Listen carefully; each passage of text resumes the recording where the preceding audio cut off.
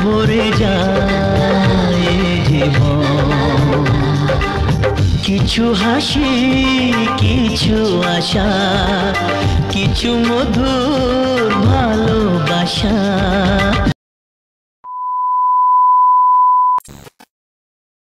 Hello guys, welcome to my channel Puja Mishra vlog. আশা করি তোমরা সবাই খুব ভালো আছো, আমিও খুব ভালো আছি। তো আর একটা নতুন ব্লগ নিয়ে তোমাদের সঙ্গে চলে এসেছি। তো এটা ছিল আমাদের ঘুরতে যাওয়ার আর একটা পার্ট, কোণার্ক সূর্য মন্দির। আমরা যেদিন ওই দিন ধবলগিরি থেকে শেষ করলাম, তারপরে যেহেতু টুরিস্ট গাড়ি, তাই জন্য গাড়ি তো আর এক জায়গায় দাঁড়িয়ে থাকবে না, ওখান থেকে আমাদের সোজা রওনা দেওয়া হলো কোণার্ক সূর্য মন্দিরের উদ্দেশ্যে।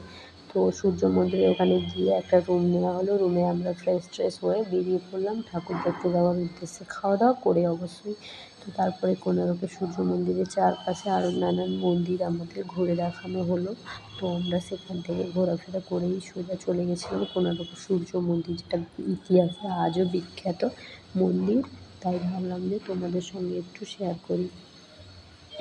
তো ওখানেই প্রত্যেক জায়গায় মানে টিকিট সিস্টেম এবং পয়সা নিচ্ছে। আগে যখন আমরা গেছিলাম এতটা ছিল না, কিন্তু কেন জানি না এখন সব সিস্টেম আলাদা রকমের হয়ে গেছে আর সব কিছু চেঞ্জ হয়ে গেছে। এটা কিন্তু একটা বলতে পারি যে সব কিছু প্রায় চেঞ্জ হয়ে গেছে।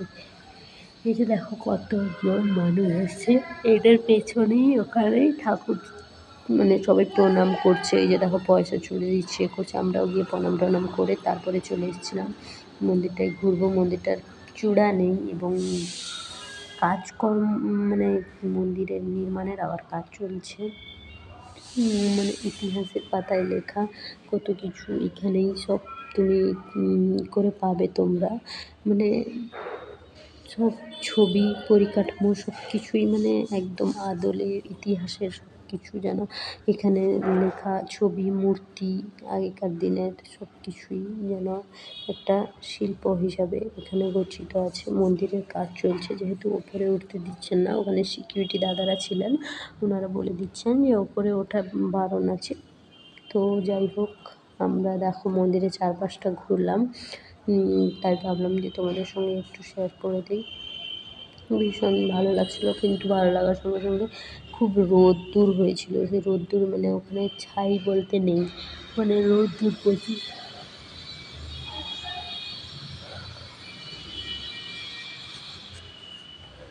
প্রচুর মানুষজনের ভিড়ভাট্টা ছিল।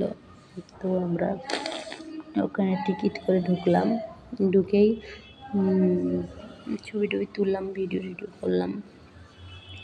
তারপরে যে দেখো ছবি তোলার জন্য সবাই ব্যস্ত। আমি ঘুরে দেখলাম, মোটামুটি মন্দিরটা পুরোটাই ঘুরে দেখলাম। তাই ভাবলাম তোমাদের সঙ্গে একটু শেয়ার করে ফেলি, তাই করলাম।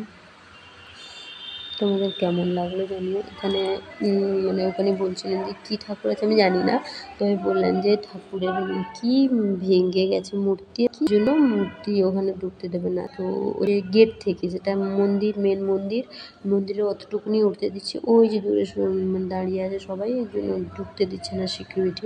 আর এটা হচ্ছে মন্দিরের মানে যাওয়ার আগে গেট পড়ে, সিংহদুয়ার বলতে পারো।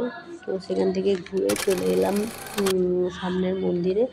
তো আজকে এই পর্যন্তই। কেমন লাগলো জানিও, যদি ভালো লাগে লাইক করো। সবাই ভালো থাকো, দেখা হচ্ছে আরও একটা নতুন ব্লগে, আরও ভালো ব্লগ আসতে চলেছে।